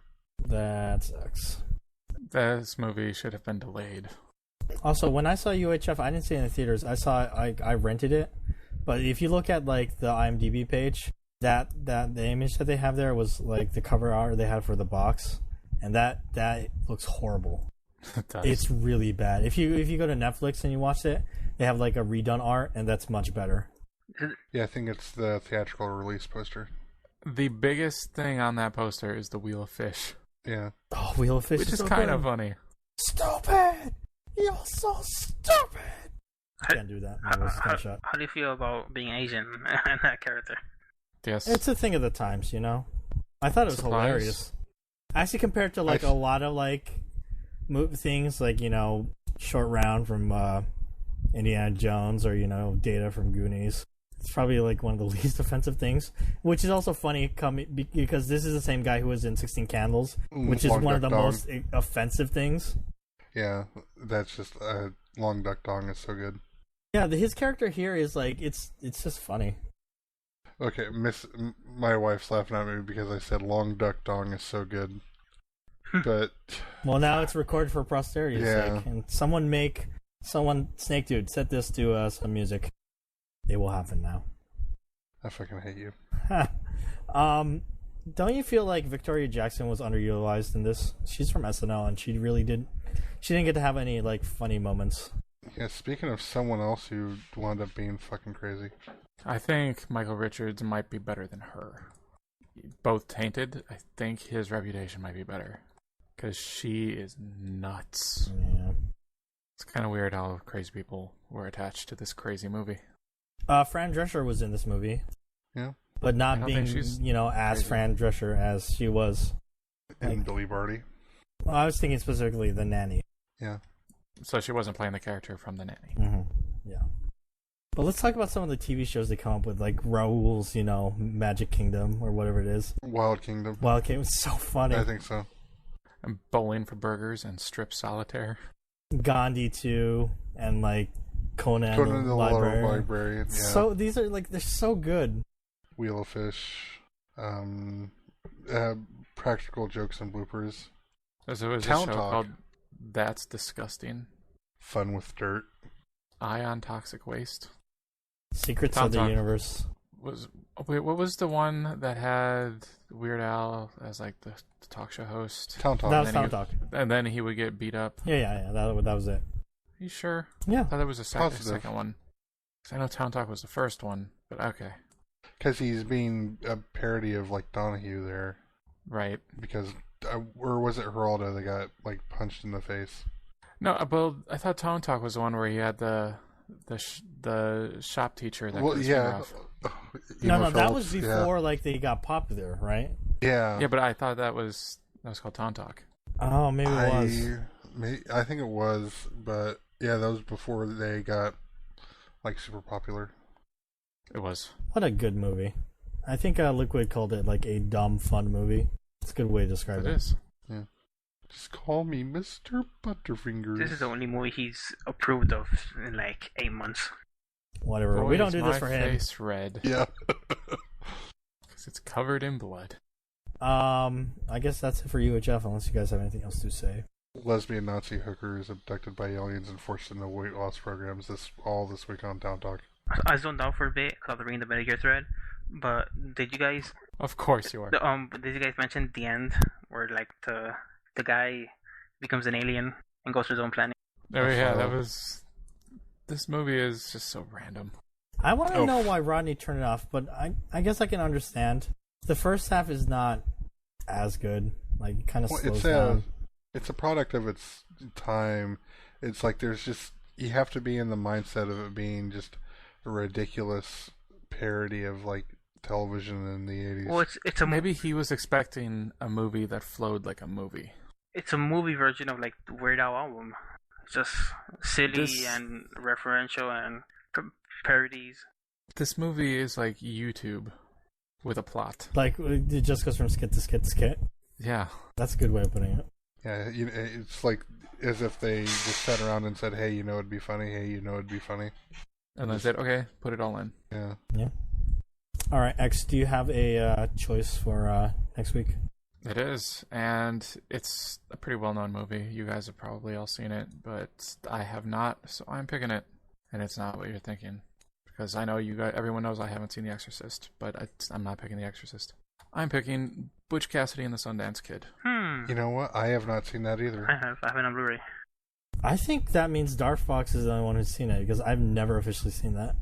Like, I've I seen it watched the unofficially. beginning. I haven't even seen the good beginning. movie. That's what I hear. So we should have quite a bit of interesting discussion. Wait a minute.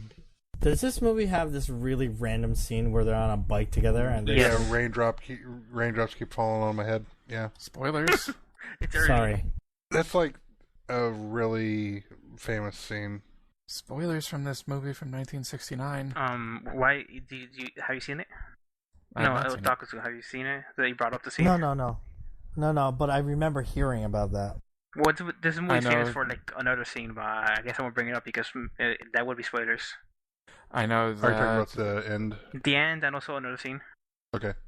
I know that in Lost, Sawyer calls Jack Sundance. And in Uncharted, they also do a reference. Uncharted 2, they do a reference to it as well. Okay. I don't know exactly what. I don't think I know what you're talking about. So. I'll be interesting to catch this reference as I watch the movie. Should we talk Walking Dead? Yeah, unless you want me to do credits first. You might want to do credits because I'm not involved with Walking Dead.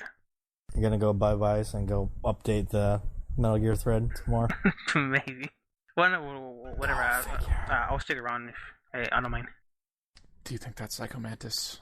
The thing I was looking at was that the lens flare. Remember I mentioned the lens flare noise? Somebody confirmed it. They put the two sound effects together. Same lens flare noise in both the trailers. I hear a grumble coming from Totoro in the corner. He's just sleeping like Totoros do. He goes, Totoro. You know, Totoro, you should mention about the possibility about starting a game thread. I mean, game night, board game nights, because we've been playing Ticket to Ride.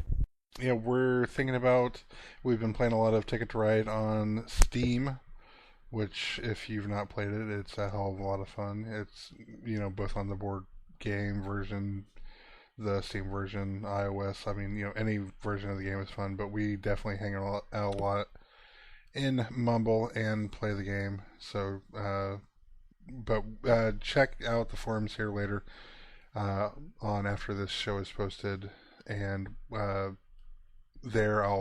I'm working on creating a list of different board games to play. But we're looking at things like, Ticket to Ride, Settlers of Catan, Carcassonne, Agricola, Dominion, things like that. We already played Cards Against Humanity. And Cards Against Humanity, yes. Monopoly is on Steam, but it doesn't have any multiplayer. What? That's kind of silly. That is dumb. And it's only you have to play by yourself? Well, it has, I think, local multiplayer, but no online multiplayer. Yeah, I'm one of those people. I actually do not like Monopoly. But I mean, at that point, why wouldn't you just break out the actual board game instead of gathering everyone around the computer monitor? Yeah. If you're gonna gather around the computer monitor for any kind of game, it should be You Don't Know Jack. Yeah, I was actually getting ready to say it should be You Don't Know Jack. Yeah, but look for that coming up here pretty soon. I'll probably work with X as far as getting stuff scheduled through the Steam group, so that way people who are in the Steam group can be notified about it and things like that. The server IP will probably just be the Mumble server IP that I put in. Correct.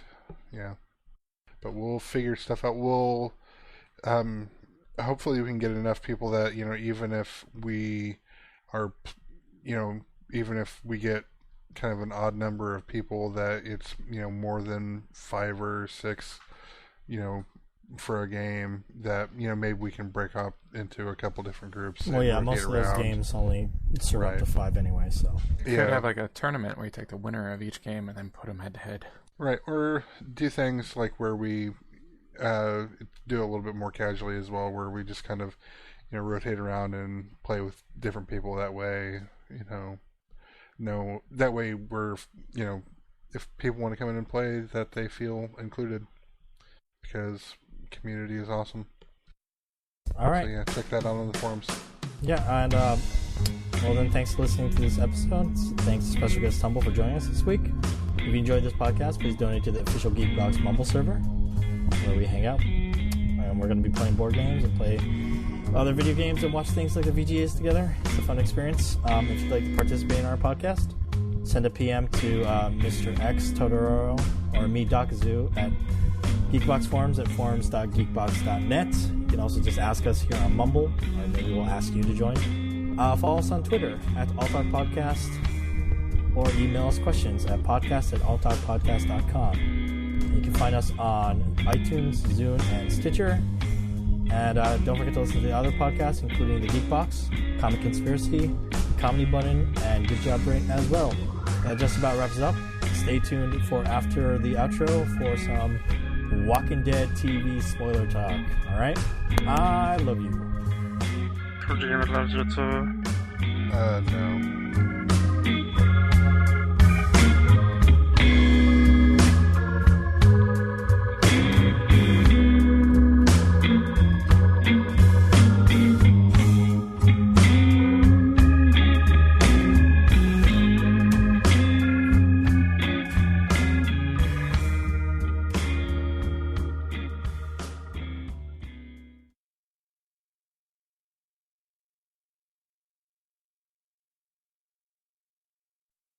Okay, we're back. Darfox left us, but it's okay.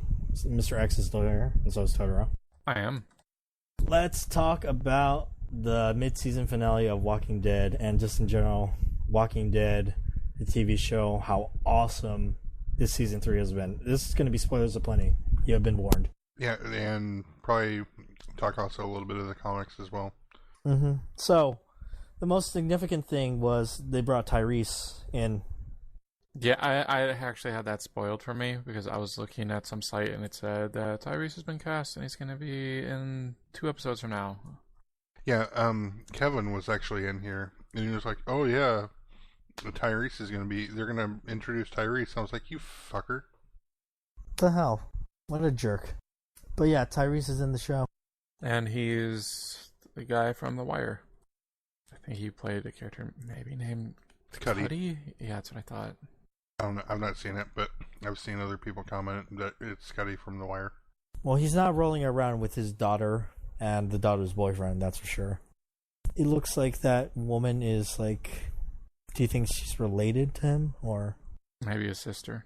Could be. It looks like there was also a family group, like a father, wife, and son, and obviously the wife didn't make it. I just liked how Carl just strolled up, saved them all. Yeah, and then he locked it. Carl was awesome in this episode. Yeah, and then he just locked him up, and they're like, "Let us out." He's like, "I can't." And then he was just like, "You know what? You're right. He's got to do what he's got to do." Yep. Do you think that's going to end up being a situation where they might they might be like a hostile element within the prison environment? I don't think Tyrese will let him. I think it'll work out. I guess I'm wondering if something's going to happen between Tyrese and the governor. Oh, you mean what actually happens to Tyrese? Yeah, in the comics where he fucking dies. Yeah. Yeah.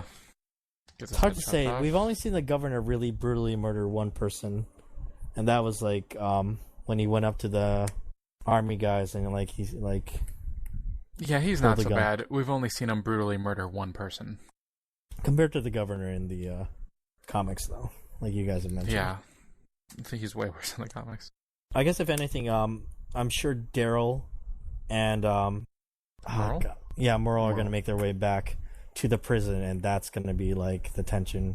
Well, right yeah, there. Rick and Michonne and them are going to go back in, use the smoke grenades, get them out, and then Glenn is going to be all surprised that they brought Merle with him. He's like, "What are you doing here?" Or "What's he doing here?" Right.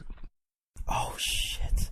Well, I just thought, you know how in the comics they have the problem with like the prisoners that try to take over like the group, and then like zombies attack, and then just Rick during the scuffle he just shoots that guy.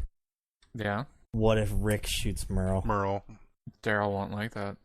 No, he wouldn't. But I'm just imagining what if that happened. It could happen. Yeah. I think Merle is going to be working for the governor the entire time and going to be feeding him information. He's going to be the inside man. He's going to open the gates for him. I don't know, because, like, the governor's probably going to be pissed off at Merle for lying about killing Michonne. Yeah. That's a really good point. Because, I was about to agree with X, but it is true. He said that he got... Wait, did he say she escaped? No, he said that he couldn't bring back her head and her sword because there was a big... mob. Mob of walkers. Right. Because otherwise, it could have been that maybe that shoots your theory, X. I don't know. I mean, it was that enough. I mean, wouldn't he want revenge on them more than being mad at Merle? Michonne killed his daughter. She was a zombie. Not the governor. I know, but she also took his eye. I mean, he's gonna want revenge on her, and I'm sure he could understand, I guess, letting her go. Although that's true, he'd be mad at him because she came back and did all that. Mm-hmm. It's hard to say, but I guess it could still happen. I bet Merle will do it, give him information in hopes that they'll let him back in. Do you still think that the one prisoner that's left could end up being like the serial killer? Maybe. That happens in the comics. Because of how he was acting? Oh, Axel. Mm-hmm. I just think it's kind of bad that they introduced a new black character and then they killed off one of the previous ones. And they I was keep going to doing make that joke, but people keep making that joke because it keeps happening. It's not really a joke. It just keeps happening. T-Dog, oh, he died. It's okay, we got the black prisoner. Oh, he died. Oh, it's okay, we brought in Tyrese. It's. I wonder if it's because this show is in Atlanta that it's so racist. You know what they say? Atlanta, as hick as you can get. I don't think that's what they say. It's not really Atlanta that's the super racist. It's the surrounding areas. Well, I think we just lost Marietta. Yep. What do you guys think is going to happen at the end of this season? I'm not convinced that they're going to kill the baby. They could, because it'd be hard to have a baby on the show, but I think that would be too much to put Rick through, the character. Do you think Rick is going to lose his arm? No. No. I mean, the writer, Kirkman, even said that he regretted taking his hand. Yeah, exactly. That was exactly what I was going to say. Why? Because it's just like so... Logistically, yeah, it makes it really difficult. You have to write around it. Because you can't have a character act a certain way or do something because they only have one hand. Yeah, you can't just have... You can't write a scene there where he's just sitting there buttoning up his shirt. Right. So, I mean... What do you think's going to happen with Andrea? I think that she's... You know what? There's part of me that wants them to kill her off in some fashion. If the baby dies, I think Andrea is going to be the one that kills it. But they already introduced the girl that's supposed to kill her, which is the girl with the bow.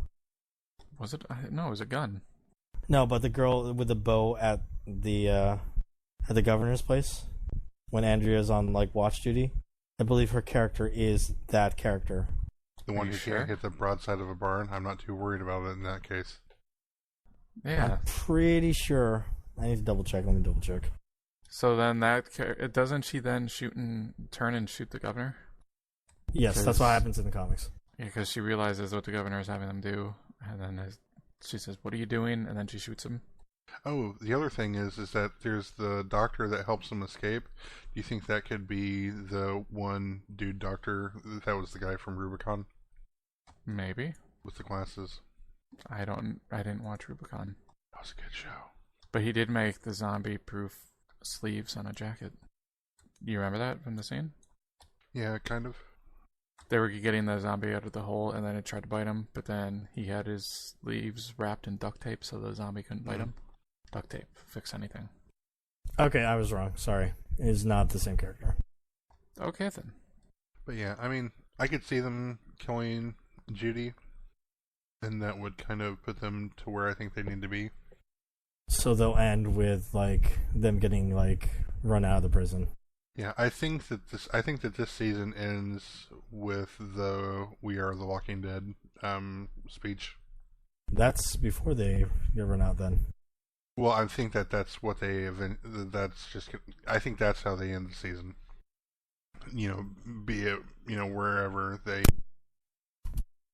I think we might have to hold for a second. I think we are having technical issues, everybody. No, go. Oh, I can hear you. Problem solved. Will you pick up from what you said? What's going to happen at the end of The Walking Dead when they give the speech? Yeah, I think that's just going to be at what point I think that's just going to be how they're going to end this season.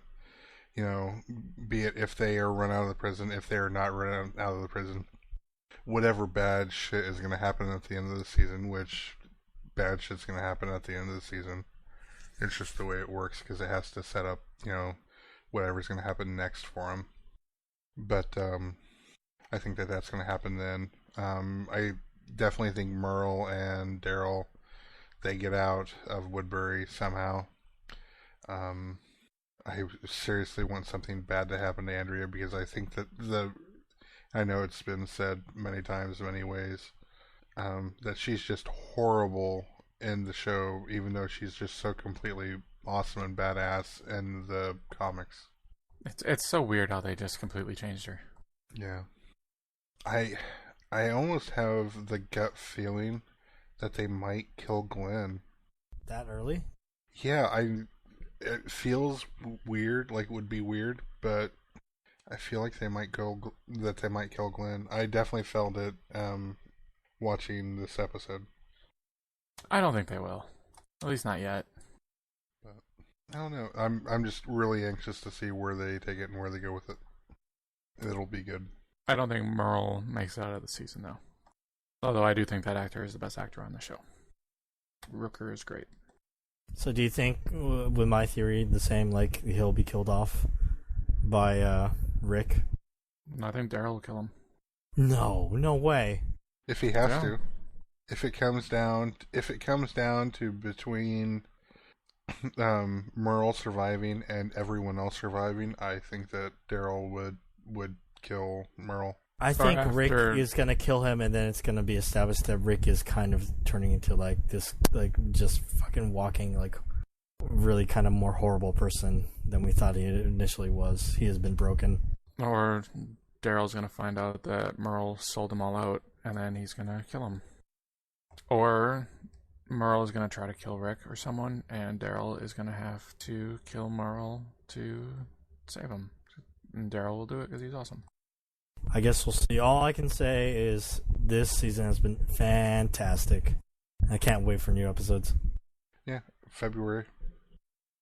I'm definitely glad that they didn't take the, Breaking Bad, we're going to wait another year.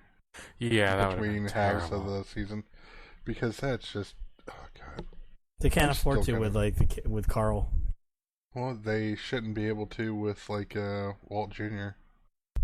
It's always a fucking problem with whenever you have a kid on like a long run TV show.